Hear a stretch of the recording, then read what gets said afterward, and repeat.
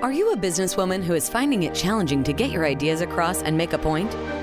Welcome to Speakers Who Get Results with Elizabeth Bachman, a podcast dedicated to helping women get the visibility they want, whether making a speech or talking in a meeting.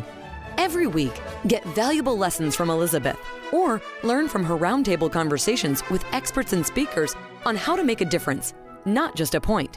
On to the show with your host, Elizabeth Bachman. Hello, and welcome to Speakers Who Get Results. I'm Elizabeth Bachman, your host, and this is where we interview experts on how we can improve our presentation skills in order to get our listeners to do what we want them to do, what we need them to do. Whether you're speaking on stage, selling your company, selling your services, selling your product, or maybe you're selling an idea in a meeting, or maybe you're just in one particular person where you've got to convince them to enroll them into doing what you want them to do. It's all presentation skills. Before we begin, I'd like to invite you to go to our free assessment at speakforresults.com. That's www.speakforresults.com.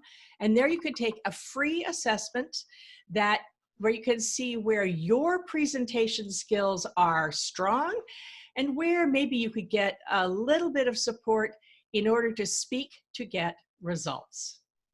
And today I am so excited to have my wonderful friend Tulia Lopes on the call. So Tulia, welcome to Speakers Who Get Results. Thank you very much, Elizabeth. It's my pleasure to be here with you and your community. Well, I am delighted to have you here. And I just wanted to say, I'm going to read the bio because you have so many things to say.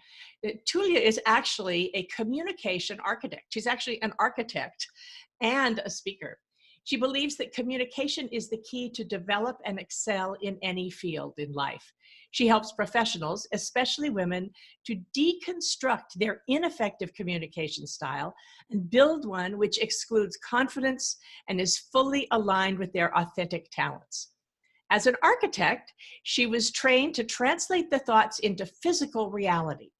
This gives her the skills to read in between the lines of what people say and help them to find a way of expressing themselves in a clear and confident manner. Her experience in leading positions, together with being an entrepreneur for over 15 years, motivated her to support professional women to become more visible on stages globally. She's the founder of the AWE Summit, AWE, which gives voice to women. And in 2017, she founded the Speak Up and Lead Academy, which helps women increase their confidence so they can raise their profile, become more promotable, and position themselves as experts in their fields. It also helps them become world-class speakers, which I love about this. This is all about speakers here.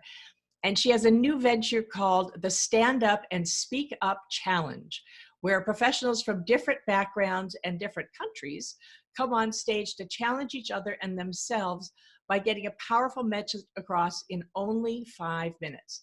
And that has been rocking the speaking arena in Munich and Zurich.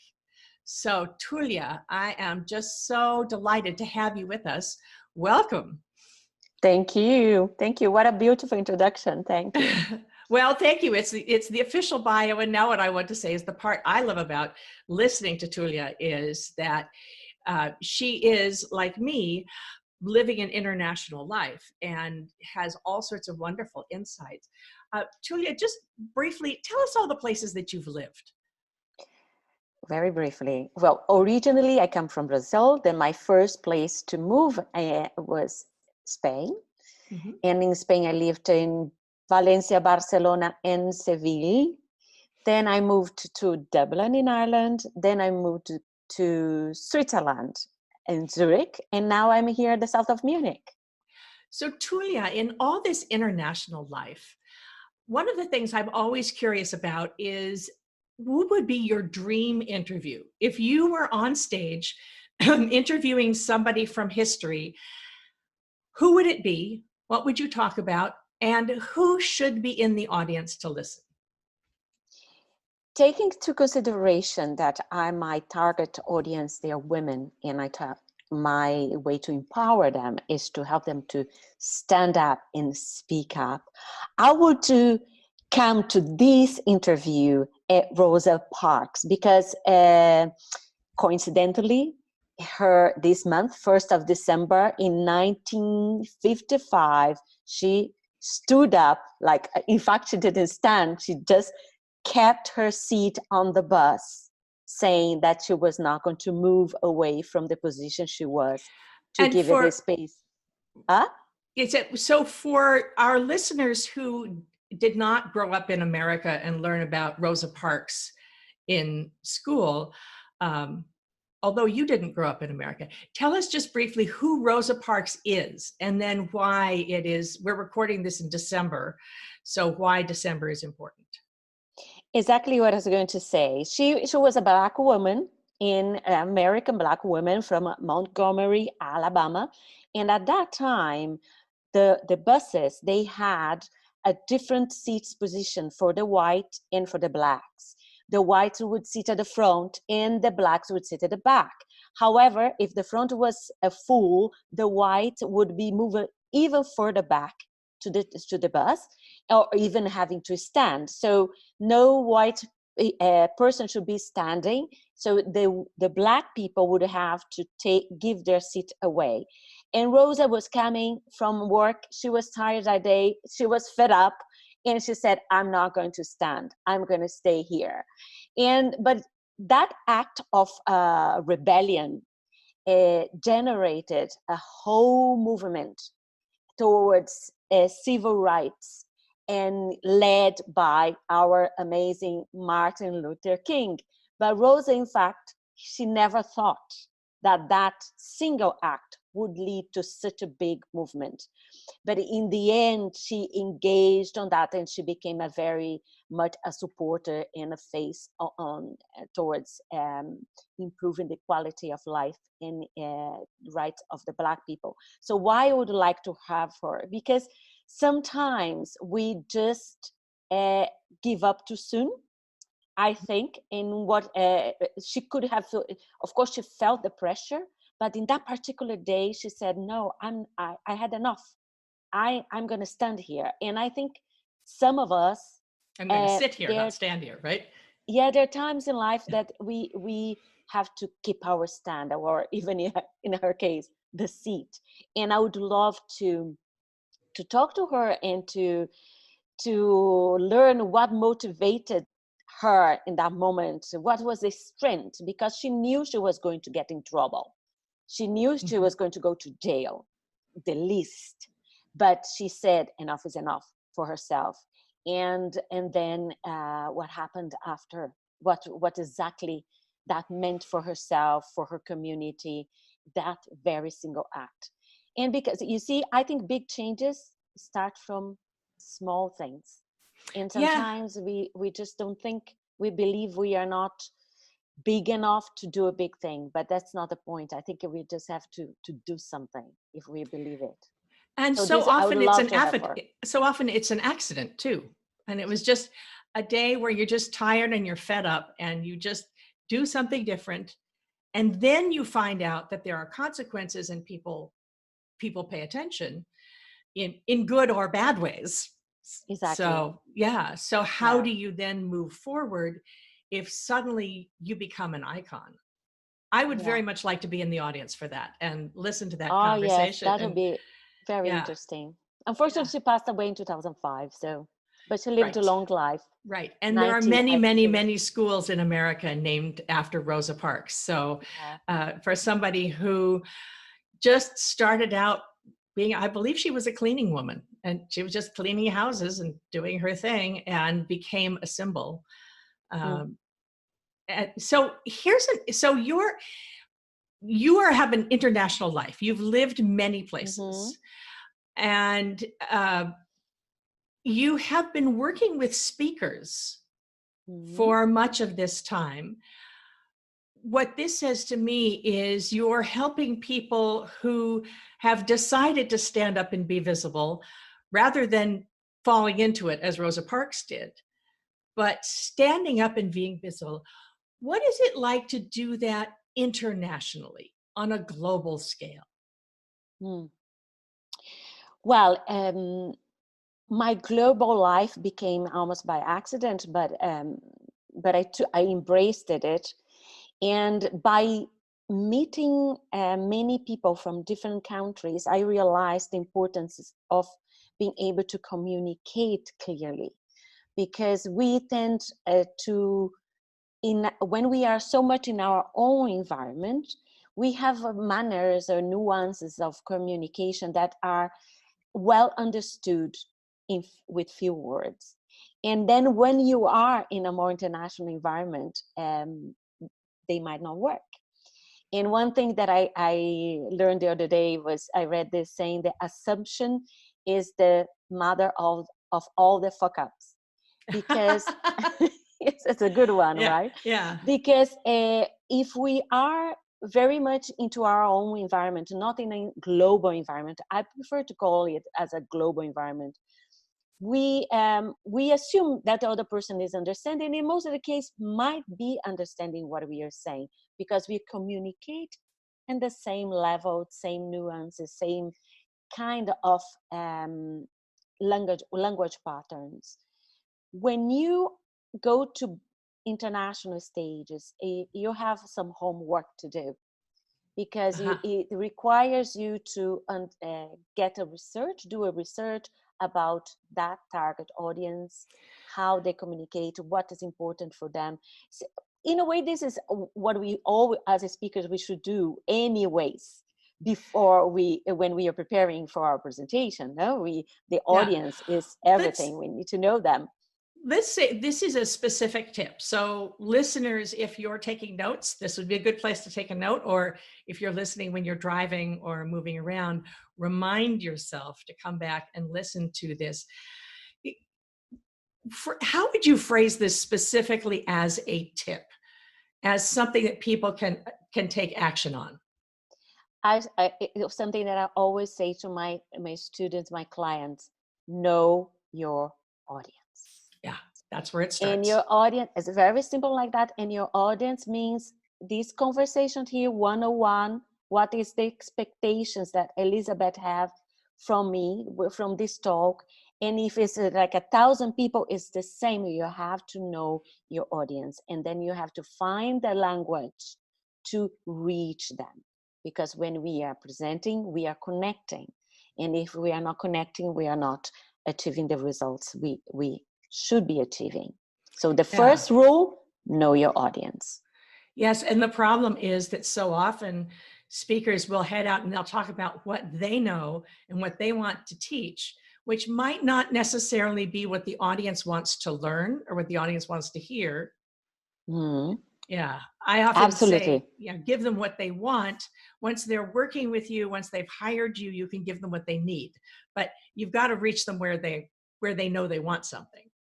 Exactly. And by knowing them, their needs, their expectations, you can get to them first. Or you always have to connect. That's our job when we are communicating.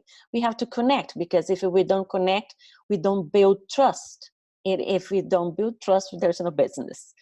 And then once you have this connection, you might introduce, when you know the right moment in time, to introduce your ideas.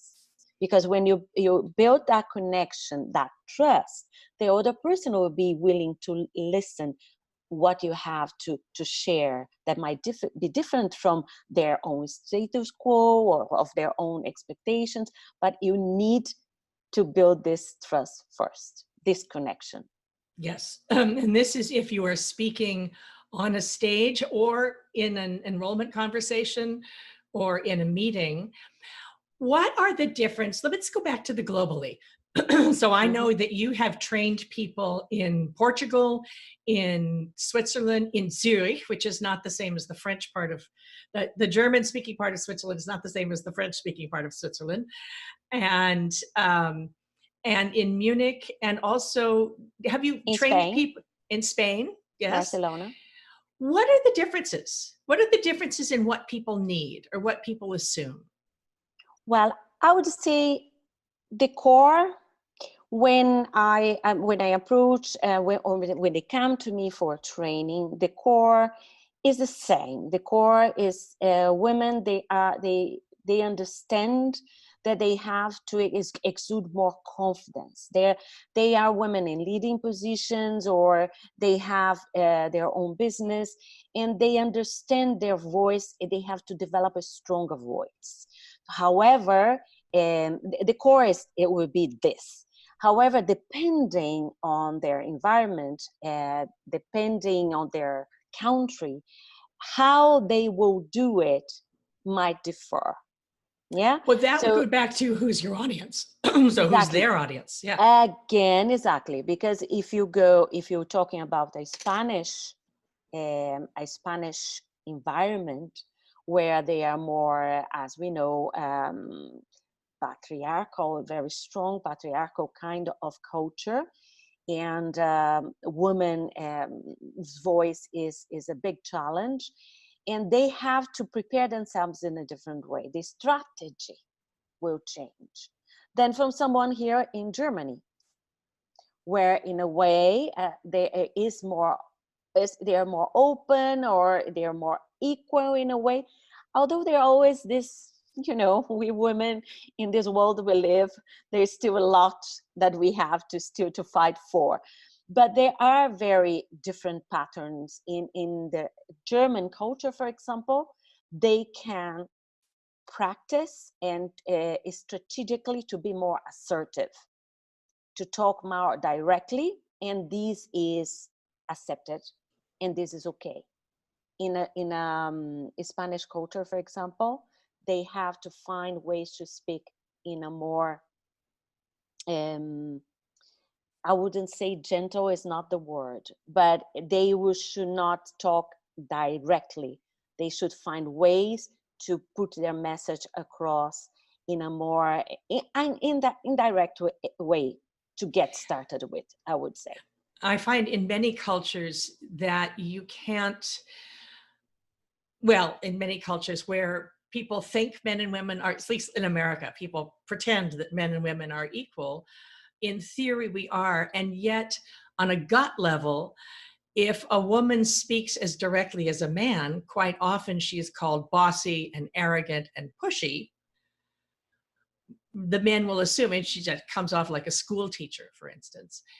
And, the unhappy, or like mom, which is even worse. So I could see how that would be very important. You'd have to do it in one way in Spain and a different way in Germany. Is there a difference between Germany and Switzerland? I think Switzerland, the German part, you mean, no? Because the German part of Switzerland, French yes, part will be. Let's say Munich, which is southern Germany, not the same as northern Germany, and Zurich, which is not the same as Geneva, for instance. I'd say there are clear differences in between, because such as yes, the Swiss people, they are more in direct communication. They are not so direct as the German, to make it very simple.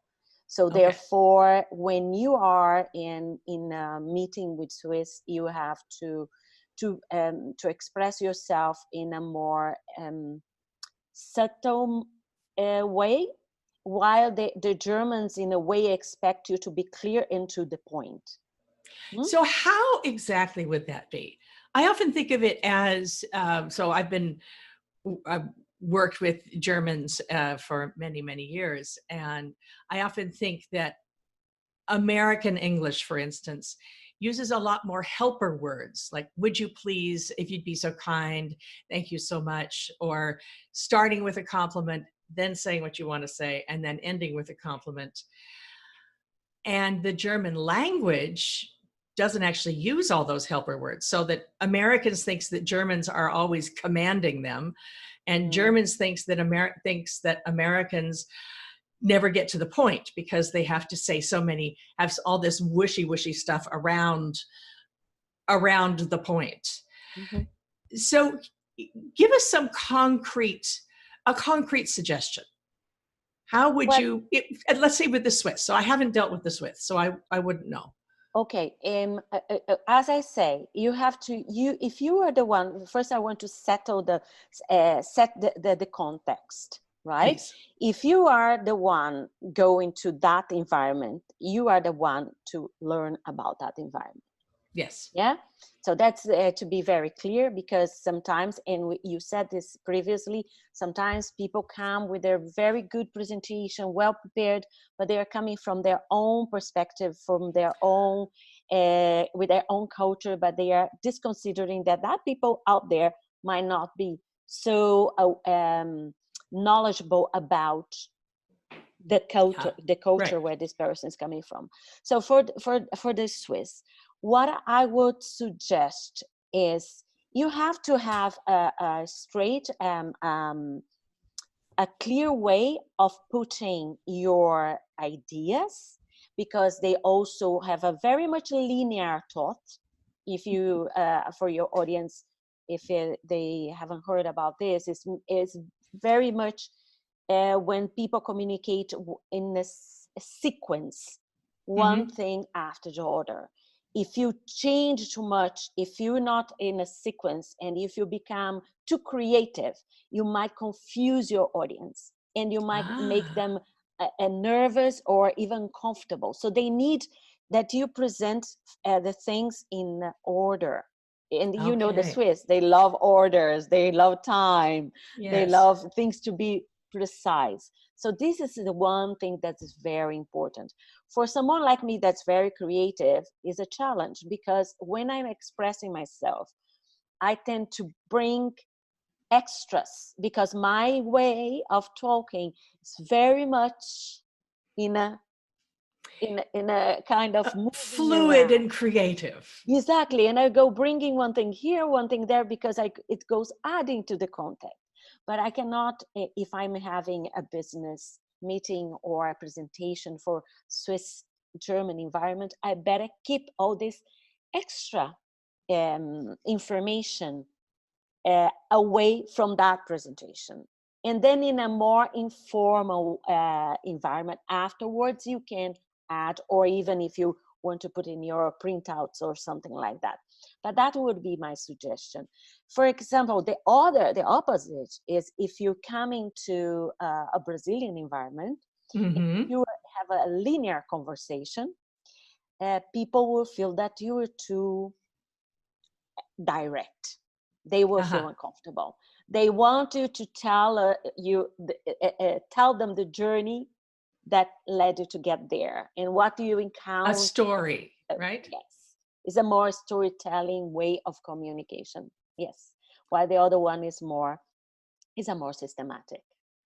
I found also that affects where your time. So how you pay attention to time is if you're speaking to in America or Germany or Austria, where I also spend a lot of time, if you say it's going to be 20 minutes, you better be 20 minutes, and they're going to start exactly on time. If you're in Brazil, or I don't know, does Portugal or Spain, is it the same? Is it more fluid? Are you expected to stay longer if they have more questions? Time in Latin America is very different from the concept of time from the above the equator line. Yeah. And one thing that I learned many years ago is they were claiming in this article that due to the fact that we don't have the seasons very clear, we see time as something that is linear in that sense. It flows. And in saying like in Europe, because you have the seasons, you see times in parts. I found this concept very interesting. But back to what you said, yes, you are supposed to respect time. They take in and you're Germany talking about and in Switzerland especially, 1 minute late is 1 minute late. And Okay. the punctuality means to be there before the time, not at the time. At the time you're already late. You're It's already not late. good. Yes. Yes. Doesn't give a good impression. And you have to, but I think like you say here, respecting the slot that was given to you for your presentation. I think this is in a way global knowledge. If you want to be seen as a professional, as a world-class speaker and presenter, you better keep the time. So Because what, if people don't, if you are someone that comes to events and you have 15 minutes and you talk 20, you yes, that most makes likely everybody not else to be late. invited again. Eh? Yeah.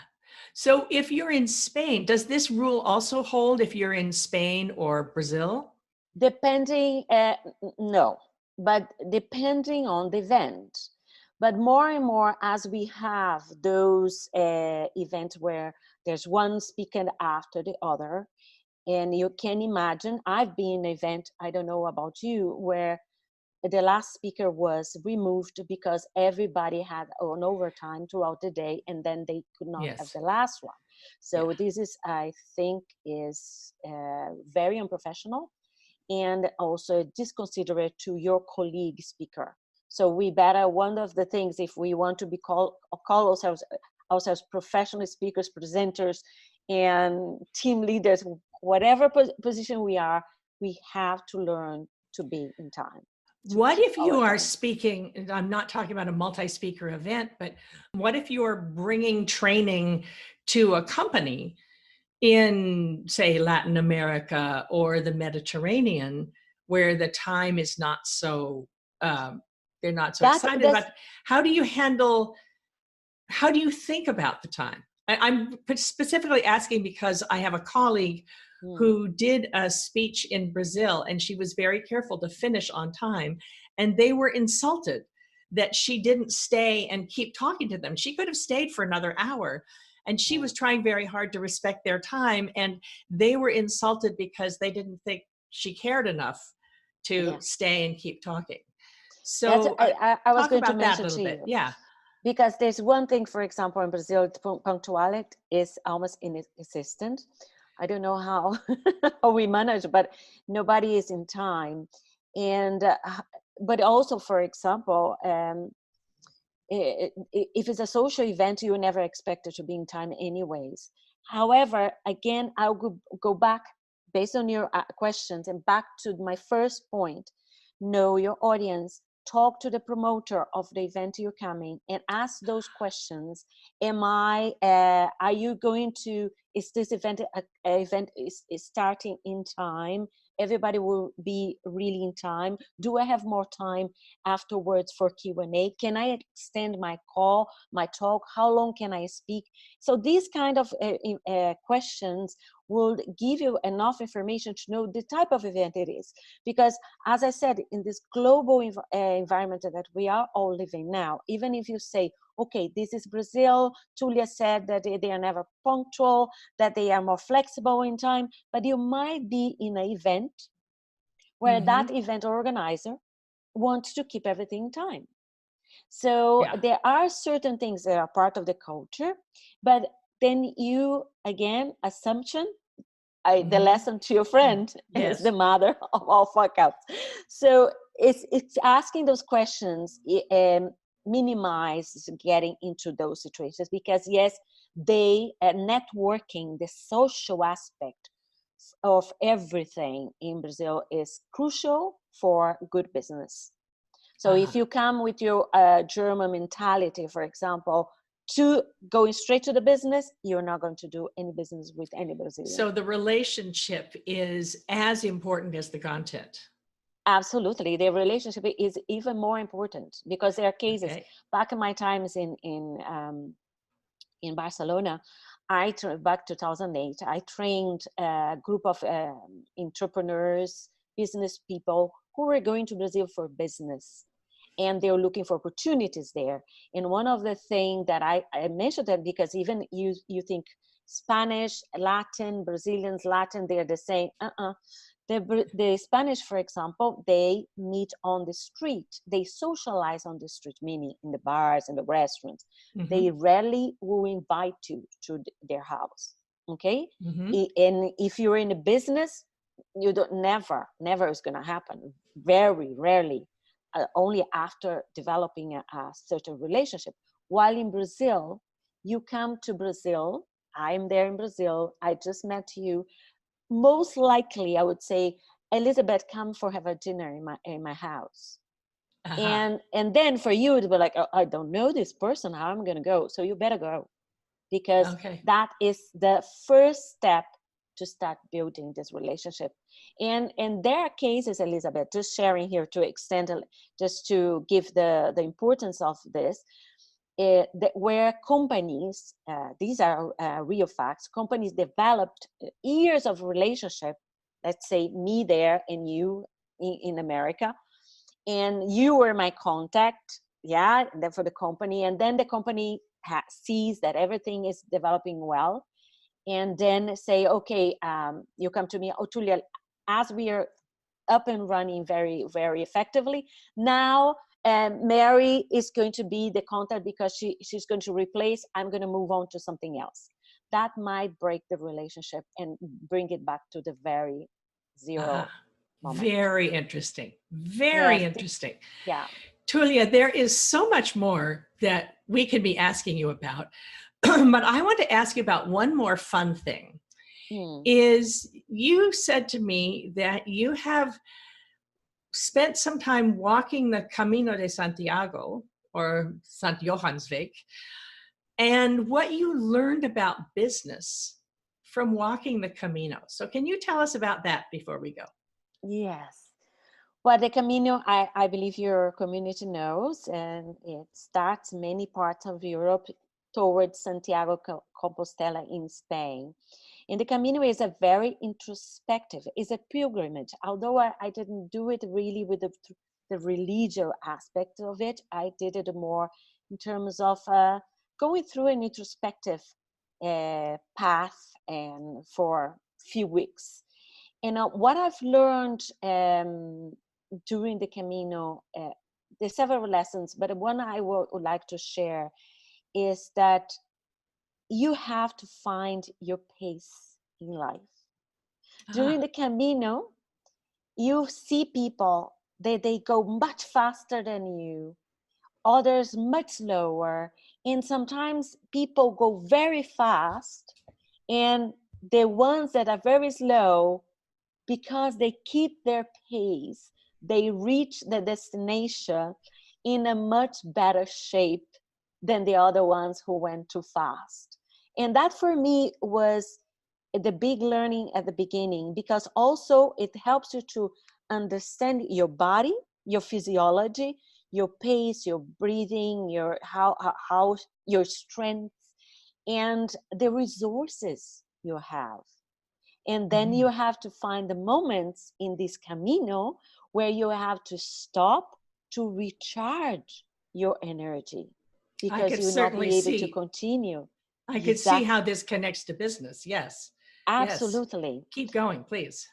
Yeah, because in business sometimes, one of the first things we see all these people passing by very fast, and we think, oh my goodness, look at her, look at him, I'm never there, what's going on with me?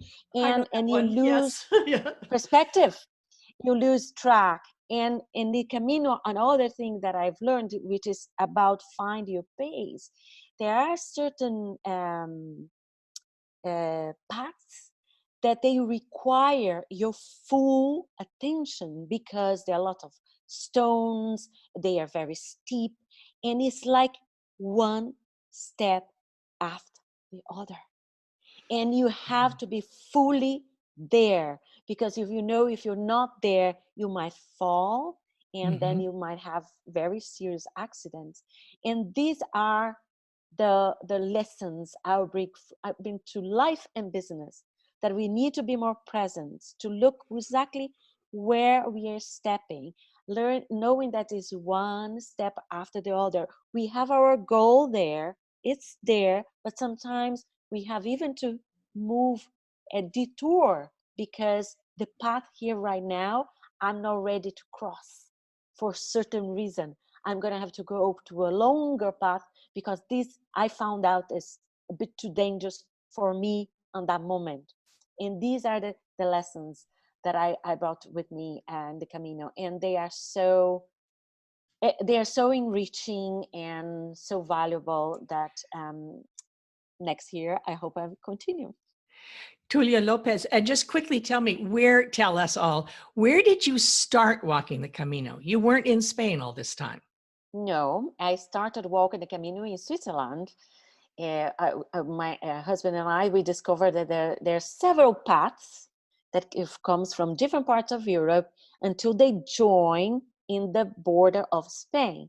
And we discovered that there was one path coming from Switzerland. So for the ones who don't know, take a look at the map of Switzerland and you see a winter tour. We started there, which is the northeast, and we crossed the whole Switzerland until Geneva, down southwest, and from there we continued through France. And we are right now, let's say we stopped at 300 kilometers from the border of Spain. So we still have 350 kilometers to go. So far, we have walked almost around 700 kilometers. Yes. Wow. Well, Tulia Lopes, this is fascinating. And there's so much more I want to ask you. How can we find out more? How can we learn more about you? You can check my website, which is my name, tulialopes.com. There you find all my activities, all my trainings, and the events that are organized. And as I mentioned to you before, Elizabeth, I just shared with your audience very briefly, because besides my trainings, I also have these two platforms, the All Summit and the Stand Up and the Speak Up Challenge, which I give them to my students, to my clients, and also to other experts to get visibility and to communicate their message, share their talent with grace and grit, because your voice is needed out there.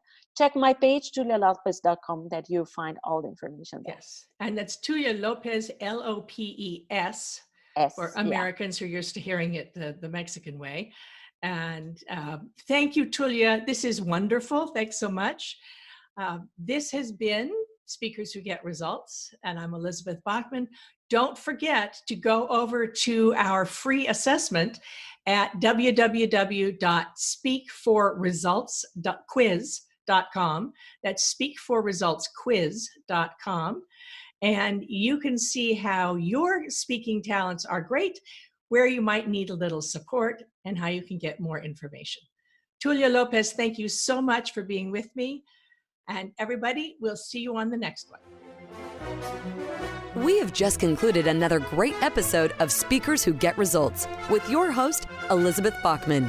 If you got value from today's episode, please feel free to share us with your friends and colleagues. You may also visit elizabethbachman.com for additional resources. Be sure to tune in every week for new episodes, and thanks for tuning in.